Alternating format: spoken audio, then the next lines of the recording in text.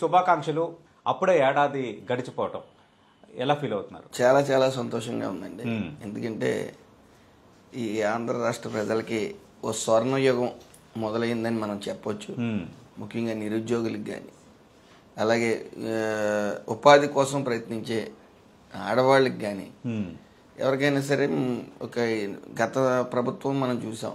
నిరుద్యోగ సంస్థతో నిరుద్యోగులు ముఖ్యంగా యువత పెడదోవ పెట్టడం జరిగింది. ఇటు డ్రగ్స్ వైపు కానీ, నాణ్యత లేని మద్యం వైపు కానీ, రకరకాలుగా ఎక్కడ జాబ్ మేళా అనేది నిర్వహించడం, జాబ్ క్యాలెండర్ ఎక్కడ అమల్లోకి తీసుకురాకపోవటం, ఎక్కడ కూడా మెగా డిఎస్సి పేరుకే ప్రస్తావన కానీ ఈ రోజు ఆ దిశగా కూడా ప్రయత్నం చేయలేదు.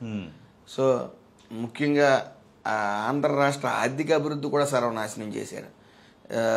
అమర్ రాజా, లేకపోతే కియా, జాకీ అలాంటి ఫ్యాక్టరీస్ సుమారు 30 ఫ్యాక్టరీస్ని ఈ రాష్ట్ర ఎక్స్పాన్షన్ ఇటు ఆ ఫ్యాక్టరీస్ రాకుండా కూడా అడ్డుకుని కేవలం కమిషన్ల కోసం వాళ్ళందరినీ కూడా తరిమిన వైనం. మరి ఈ ఎన్డీఏ కూటమి వచ్చిన తర్వాత సుమారు 8 లక్షల కోట్ల పెట్టుబడులు తీసుకురావటమే కాక దాని నిమిత్తం 5 లక్షల ఉద్యోగాలు కూడా భర్తీ చేయడానికి సిద్ధంగా ఉంది మా ఎన్డీఏ కూటమి. ఎలా ఫీల్ అయ్యారు? ఫస్ట్ ఎమ్మెల్యేగా అవకాశం దక్కడం పైన ఎలా ఫీల్ అయ్యారు? ఎమ్మెల్యేగా మీకు అంటే మీ సొంత నియోజకవర్గం అమలాపురం కాకుండా రామచంద్రపురంలో గెలిచారు, అప్పుడు ఎలా ఫీల్ అయ్యారు? అంతకుమించి క్యాబినెట్ లో అవకాశం దక్కడం పైన ఎలా ఫీల్ అయ్యారు? నా జన్మస్థలం అమలాపురం.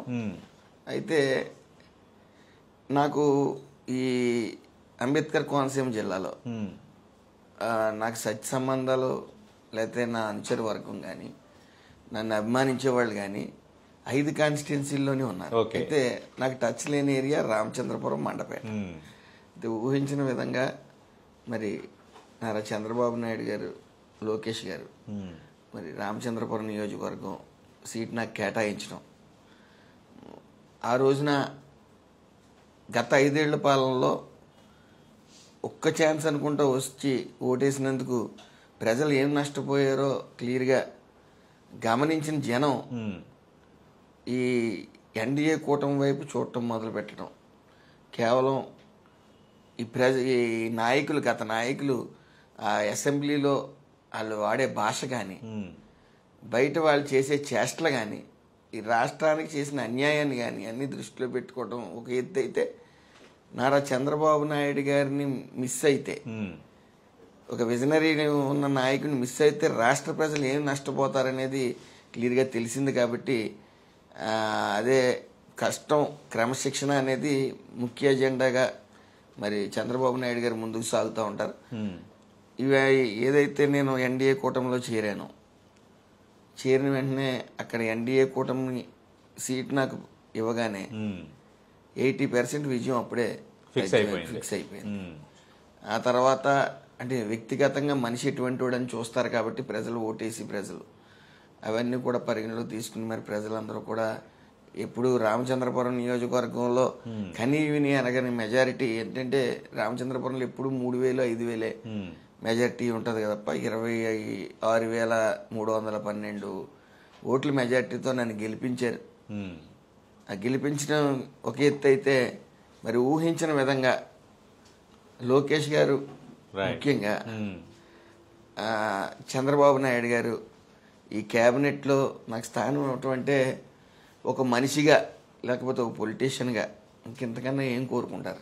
వాళ్ళు మీపై పెట్టుకున్న నమ్మకాన్ని మీరు నెరవేర్చారా ఈ ఏడాదిలో? ఫస్ట్లో కొద్ది తడబాటు అనేది జరిగింది. నాకు కొత్త పాలిటిక్స్. అవును, గతంలో నేను కనీసం ఒక కౌన్సిలర్గా కూడా పనిచేయలేదు. ప్రజాసేవలో ఉన్నాను కానీ రాజకీయ కోణంలో లేకపోవటం కొద్ది సర్దుకోవడానికి నాకు 4 నెలలు పట్టింది. వాస్తవం అది. మనకు అన్నీ తెలుసు అనుకుంటే జగన్లా తయారవుతారు మీరు. మనకేమీ తెలియదు అని నేర్చుకోవడం మొదలు పెట్టండి. ఈ 75 సంవత్సరాలు ఈ వయసులో ఆయన మాకు హెడ్ మాస్టర్ లాంటి వారు. మరి ఆయన మీరు అందుకోగలుగుతున్నారా? ఆయన ఫాలో అవుతున్నారు కాబట్టి ఆ స్పీడ్ మీరు అలవాటు అయిందా మీకు కూడా? ఆయన స్పీడ్ అలవాటు చేసుకునే ప్రయత్నం చేస్తా ఉన్నాం. ఆయన స్పీడ్ టచ్ చేసే ఆ స్పీడ్ ని సమానంగా వెళ్లే అంత సత్తా ఎవరికే లేదు. అదే విధంగా మా అదృష్టం ఇటు పవన్ కళ్యాణ్ గారు, లోకేష్ గారు యువగళంతో పరిస్థితులు, రాజకీయ పరిస్థితులు ఒక్కసారిగా మారాయి.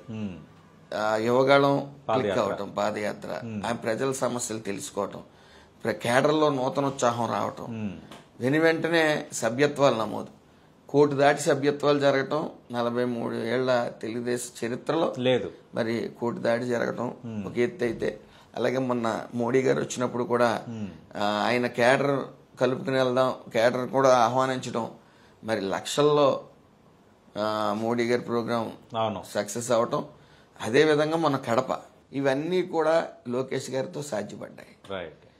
క్రమశిక్షణ తండ్రి గారిది ఏదైతే ఉందో అది అలవరుచుకుని మా అందరి చేత కూడా క్రమశిక్షణలో ఉండేలా చేస్తూ మరి ముందుకు తీసుకెళ్తా ఉన్నారు. మీరు